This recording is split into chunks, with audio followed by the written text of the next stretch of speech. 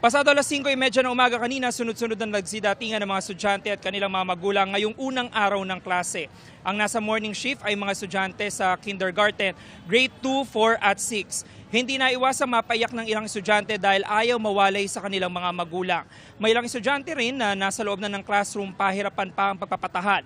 Napuno rin ng mga magulang ang labas ng mga gate, maging ang footbridge na panay ang kaway sa kanilang mga anak. Inabisuhan sila na magsiuwian na. Alas 5:40 ng isinagawang flag raising ceremony at pagbigkas ng Panatang Makabayan. Ayon kay Dr. Jerry Isip, ang principal ng PKS, nasa 8,500 na mga estudyante ang inaasahan ngayong school year mula kindergarten hanggang grade 6. Mas marami kumpara sa 8,239 noong nakarang school year. Ang nakikitang dahilan, mga transferi mula sa ilang barangay na nagkaroon ng sunog noong mga nakaraang buwan. Dahil dumami ang mga estudyante, nasa 45 classroom ang kinilang hatiin sa dalawa para tugunan ang kakulangan sa classroom. Pinagandaan din ng eskwelahan ang pagpapatupad ng 3-term academic calendar ngayong school year.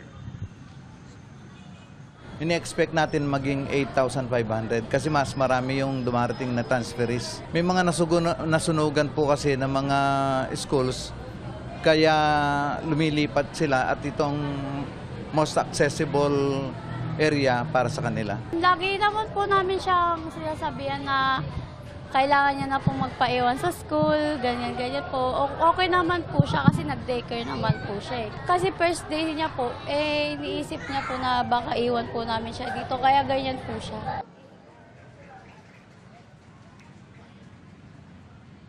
Samantala, Igan, bahagi naman ng afternoon shift dito sa PKS yung mga estudyante na nasa grade 1, 3 at 5. At ayon kay Dr. Isip, yung principal nitong PKS, ay patuloy pa rin yung pagtanggap nila ng mga estudyante at yung enrollment hanggang sa susunod na linggo. Yung Manilitas mula po rito sa Quezon City, James Agustin, GMA News.